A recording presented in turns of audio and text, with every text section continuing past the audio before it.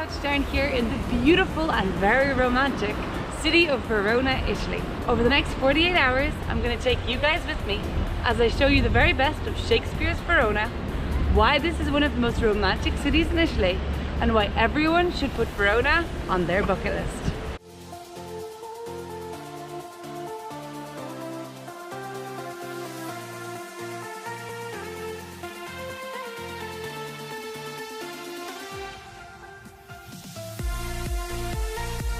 For our first stop of the day, we've come up here to Castel San Pietro, which is one of the most prominent buildings here in Verona, and one that you can pretty much see from all over the city. No matter where you are in Verona, if you look up, you're going to see this castle here behind me.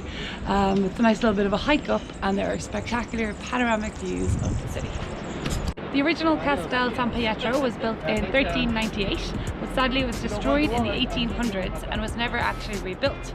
Now they did build this barracks that you can see behind me, but it's a bit ruined inside, and so it is not open to the public to go view.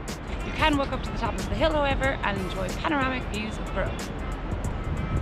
We have spent our first morning here in Verona going to the top of San Pietro Castle on top of the hill. We've also wandered around across the river, down by the river.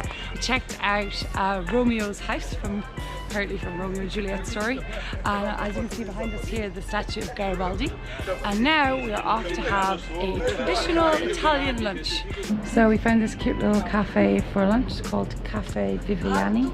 So salads and stuff are about between €5, €8.50, and pastas €7 or €8.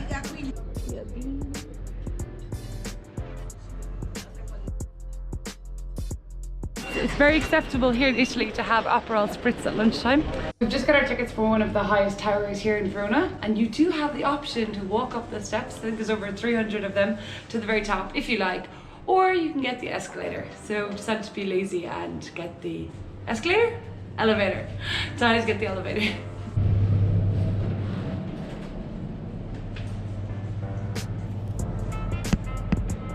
So the elevator brings you up about 3/4 of the way, so you get up to maybe like 280 steps up, and then you have to take the stairs the rest of the way.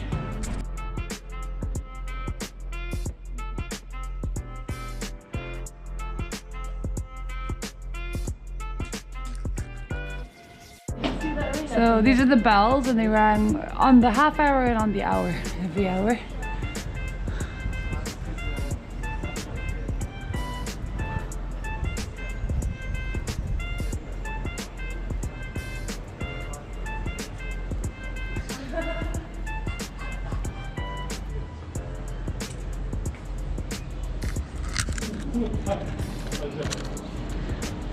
If you want to visit Juliets House, the Juliets famous balcony here in Verona, it's actually in the middle of one of the main shopping streets. So you pass all these souvenir shops, ice cream shops, big name brands, and then suddenly you're at this courtyard that you can walk into for free. There's graffiti all over the world, all over the walls, and there's also chewing gum walls, which are absolutely disgusting, so people somehow think it's romantic or whatever to take out their chewing gum and stick it on the wall here behind me. People also leave notes to their lovers, or they write notes together and they stick them on with pieces of paper, with chewing gum, with bandages. So you can see here, this is the courtyard of Giulietta, and then you have the famous Juliet's balcony.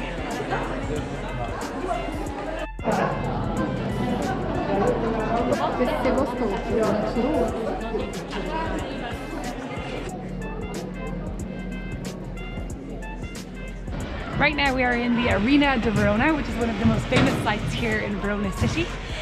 This arena actually predates the Colosseum, and a lot of the architecture that was used here was kind of used for a basis of building the Colosseum. So during the Roman imperial times, this arena was actually used for gladiator competitions and hunts of exotic animals, which does not sound pleasant at all.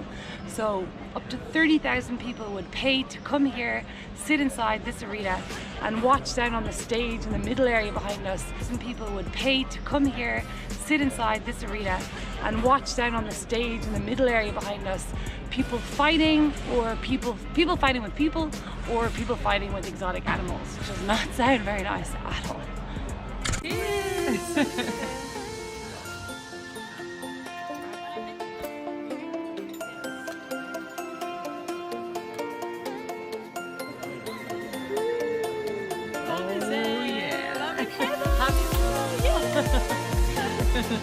just here. I'm just gonna have a look.